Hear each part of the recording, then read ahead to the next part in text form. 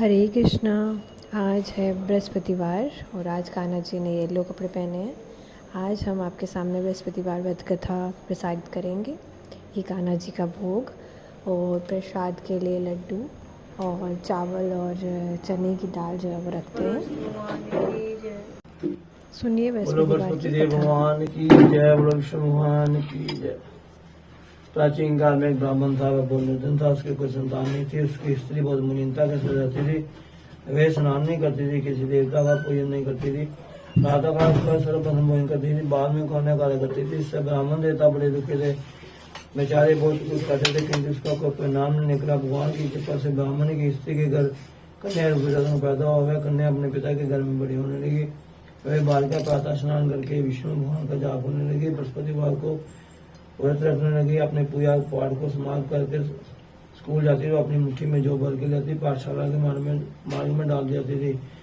तब ये जो सोन को होते लड़ते समय उनको बेनकार कर देती। एक दिन बालिका सोने के जों को फटकर साफ करती। उसके पिता ने देख लिया, कहा, हे बेटी, सोने के जों को फटकने के लिए सोने का सूप होना चाहिए। दूसरे दिन गुरुवार था। इस कन्या ने व्रत रखा और बृहस्पतिदेव भगवान से प्रार्थना करके कहा, हे प्रभु, मैंने आपकी पूजा सच्चे मन से की है, तो मेले सोने का सूप दे दो। बृहस्पति भगवान ने उसकी प्रार्थना स्वीकार कर ली। रोजाना की तरह वह कन्या जौ फिराती हुई जान लगी। जब लौट का जौ मिली थी तो बृहस्पति की कृपा से उसे सोने का सूप मिला। उसे घर ले आई और उससे जौ साफ करने लगी, परंतु उसकी माँ का वही ढंग रहा।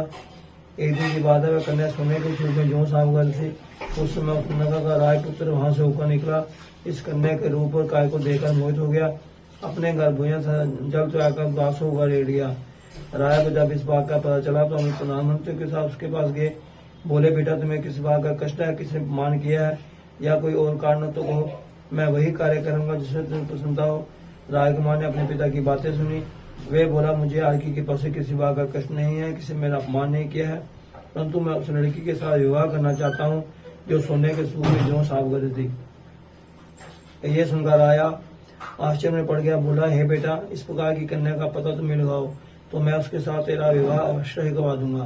राजकुमार ने उस लड़की के घर का पता बताया। तब मंत्री उस लड़की के घर गए और ब्राह्मण देवता को सभी हाथ बता दिया। ब्राह्मण देवता राजकुमार के साथ अपनी कन्या का विवाह करने के लिए तैयार हो गया तथा विधि विधान के साथ ब्राह्मण की कन्या का विवाह राजकुमार के साथ हो गया। कन्या के घर से जाते ही पहले की भांति उस ब्राह्मण देवता के घर में गरीबी का निवास हो गया। अब वहीं करीब आना बड़ी मुश्किल से मिलता था। एक दिन दुखी होकर ब्राह्मण देवता अपनी पुत्री के पास गए। बेटी ने अपने पिता की दृष्टि अवस्था को देखा, अपनी महाकाल पूछा तो ब्राह्मण ने सभी हाथ बता दिया। तो कन्या ने बहुत सा धान देकर अपने पिता को विदा कर दिया। इस तरह कुछ समय को पूर्वक व्यतीत हुआ। कुछ दिन बाद फिर वही हाल हो गया। ब्राह्मण फिर अपनी लड़की के यहाँ गया। लड़की बोली, पिताजी, आप माता जी को मेरे यहाँ निवारा हो, मैं उन्हें विधि बता दूंगी जिससे गरीबी दूर हो जाए। वह ब्राह्मण देवता अपनी स्त्री को साथ लेकर पहुंचे। पुत्री अपनी माँ को समझाने लगी, माँ, तुम प्रातः कर उठकर सर्वप्रथम स्नान आदि करके विष्णु भगवान का जाप करो तो सब दरिद्रता दूर हो जाएगी। परंतु उसकी माँ ने एक भी बात नहीं मानी। प्रातः कर उठकर अपनी पुत्री के बच्चों को जुठन खा लिया। एक दिन उसकी पुत्री का बहुत गुस्सा आया और एक रात कोठरी से सभी सामान निकाल दिया। उसने अपनी माँ को बंद कर दिया। प्रातः कर उसे निकाला, स्नान आदि करके पाठ करवाया तो उसकी माँ की बुद्धि ठीक हो गई।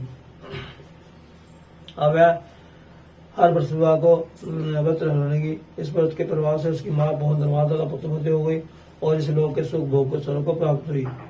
और ब्राह्मण देवता भी इस लोक के सुख भोग कर सर्व को प्राप्त हुए। इस तरह कहानी कहकर साधु देवता वहां से लोप हो गए। धीरे धीरे समय व्यतीत होने पर फिर वही बृहस्पतिवार का दिन आया। राजा जंगल से लकड़ी काट किसी शहर में बेचने गया। उसे उस दिन और से अधिक पैसा मिला।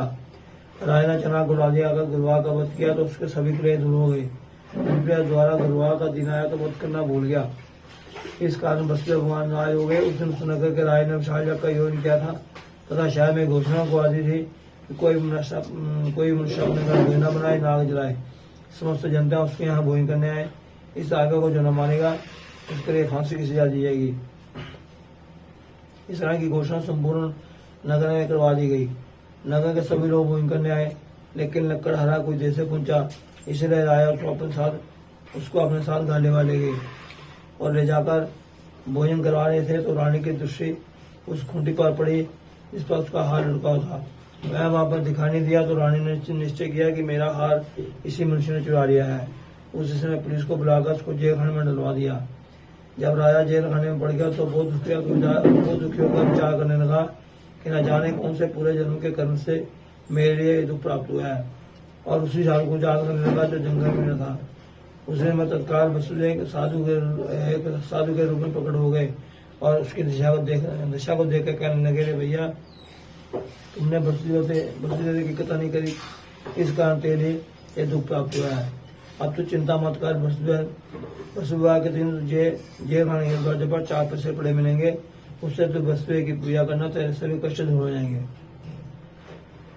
बृहस्पतिवार के दिन उसे जेल खाने के दरवाजे पर 4 पैसे पड़े मिले। उसने कथा कही। उसी रात्रि को वसुदेव ने उसे राजा को सपन में कहा, राजा तुमने जिस आदमी को जेल खाने बंद कर दिया वह निर्दोष है, वह राजा है, उसे छोड़ देना।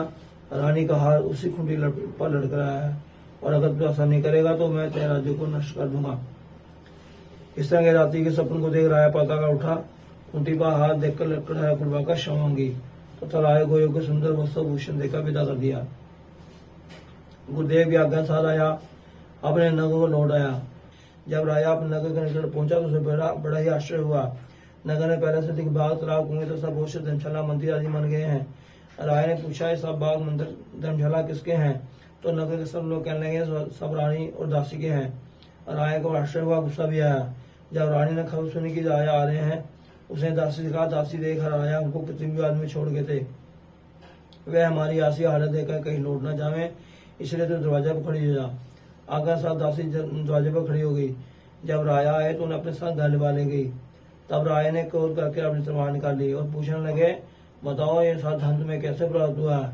उन्होंने कहा, हमें सब धन बृहस्पति देव के व्रत के प्रभाव से प्राप्त हुआ है।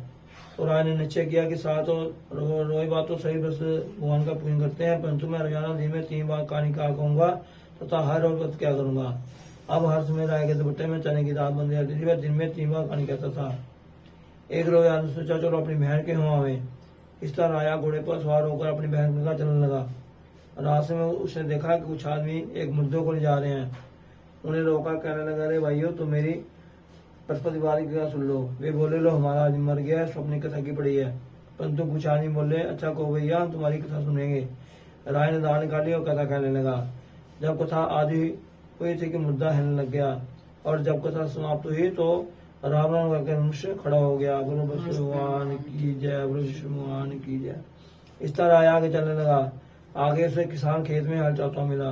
राय ने उसे देखा, उसे बोला, भैया तुम मेरी बृहस्पतिवार की कथा सुन लो। किसान बोला, जब तक मैं तेरी कथा सुनूंगा तब तक 4 हरिया जोड़ लूंगा, जब अपनी कथा किसी को सुनाना। इस तरह राय आगे चलने लगा। राय के हटते पैर प्रसाद खा के गिर गए तथा किसान के पेड़ में बड़े जोरों का दर्द होने लगा। उसी ने उसकी माँ रोटी लेकर आई। उससे यह देखा था, अपने पुत्र सब हाल पूछा। बेटे ने सभी हाल बता दिया। बुढ़िया दौड़ी दौड़ी उस घुड़सवार के पास गई। उससे बोली, मैं तेरी कथा सुनूंगी तो अपनी कथा मेरे खेत में चल के कहना। राय ने बुढ़िया के खेत में जाकर कथा कही, जिसको सुनकर बैल उठ खड़े हुए तथा किसान के पेट का दंड बंद हो गया। राजा अपनी बहन के घर पहुंच गया। बहन ने भाई की खूब मानी की। दूसरे पाका का राजा जगह तो देखने लगा कि सब लोग बोए कर रहे हैं। राय ने अपनी बहन से कहा कि ऐसा कोई मनुष्य है जिसने बोई ना किया हो, मेरी बृहस्पतिवार की कथा सुन ले। बहन बोली, भैया जैसा सही है, पहले लोग बोइन करते हैं, बाद में कोने कर करते हैं। अगर को पड़ोस मुझे देखूं, ऐसा कहकर वो देखने चलेगी, परंतु उसे ऐसा कोई व्यक्ति नहीं मिला जिसने बोई न किया हो। अंततः वह एक कुम्हार के घर गई, जिसका लड़का बीमार था। उसे मालूम हुआ कि उनके यहाँ 3 रोज से किसी ने बोई नहीं किया है। तब राय की बहन ने कुमार से अपने भाई की कथा सुनकर कहा तो वह तैयार हो गया। राय ने जाकर कथा कही, जिसको सुनकर उसका लड़का ठीक हो गया। अब तो राय की प्रशंसा होने लगी। एक रोज राय ने अपनी बहन से कहा, बहन हम अपने घर को जाएंगे तो तुम भी तैयार हो जाओ। राय की बहन ने अपनी सास से कहा, सास बोली, यहाँ चली है, परंतु अपने लड़के को मत ले जाना क्योंकि तेरे भाई के को औलाद नहीं है। राय की बहन बोली, भैया मैं तो चलूंगी लेकिन कोई बालक नहीं चलेगा। राया बोला, जब कोई बालक नहीं चलेगा तो तुम क्या करोगी? बड़े दुखी मन से राया अपने नगर को लौट आया और घर आकर अपनी रानी से कहने लगा, हम नरवंशी आया है और हमारा मुंह देखने का कोई धर्म नहीं है और कुछ भोजन नहीं किया, कुछ भोजन आदि नहीं किया। रानी बोली, है स्वामी, बृहस्पति भगवान ने मैं सब कुछ दिया है, हम औलाद अवश्य देंगे। उसी रात्रि को बृहस्पति ने उस राय सुकून में कह राया, उसके सभी शोक को त्याग देते रानी तरफ से है। ये बात सुनकर राय को बड़ी खुशी हुई। 9वें महीने रानी के घर से सुंदर पुत्र पैदा हुआ। तब राय ने अपनी रानी से कहा है रानी, स्त्री बिना भोजन के रह सकती है, बिना कह रह सकती, तो जब मेरी बहन आवे तो तुम मुझसे कुछ मत कहना। रानी ने सुनकर हाँ कर दिया। जब राय की बहन ने सुना तो बहुत खुश हुई, तो बधाई लेकर अपने भाई के आई। तभी रानी ने कहा घोड़ा चौकों में घर आई। राय की बहन बोली, भाई मैं इस प्रकार न करती तो तुम्हारा क्या से मिलती। बस भगवान ऐसे हैं जैसे जिसकी मनोकामना है सबको पूर्ण करते हैं। जो सद्भावना से भगवान जी का पूजन चर्चा करते हैं, भगवान वसुदेव उसकी सजा करते हैं। जैसी सच्ची भावना से राया और रानी ने उनकी कथा का गुणगान किया, उनकी सभी इच्छाएं भगवान ने पूर्ण की थी। इसलिए सबको कथा सुनने के बाद खा लेकर जाना चाहिए और हृदय से उसका मनन करते हुए ज्यादा काम चाहिए। बोलो भगवान की जय। ओम जय बृहस्पति देवा, स्वामी जय बृहस्पति देवा। चिंचिन भोग लगाओ, चिंचिन भोग लगाओ फल और मेवा। ओम जय बृहस्पति देवा, तुम पूर्ण परमात्मा, तुम्हें अंतर्यामी, स्वामी तुम्हें अंतर्यामी। जगत पिता जगदीश्वर, जगत पिता जगदीश्वर, तुम सबके स्वामी। ओम जय बृहस्पति देवा, सर्वनामक निर्मल संपादक संपादक हरता, सकल मनोरथ गाय, सकल मनोरथ गाय, कृपा करो हरता। ओम जय बृहस्पति देवा, तन मन धन अर्पण कर, जो जन चरण पड़े, जो जन चरण पड़े, प्रभु कर तब होकर, प्रभु कर तब होकर, आकर द्वार करे। ओम जय बृहस्पति देवा, दीन दयाल दयानिधि भक्तन हितकारी, भक्तन हितकारी। पाप दोष सब हरता, पाप दोष सब हरता, पाप बंधन हारी। ओम जय बृहस्पति देवा, सकल मनोरथ गायक, सब संशय हारो, सब संशय हारो।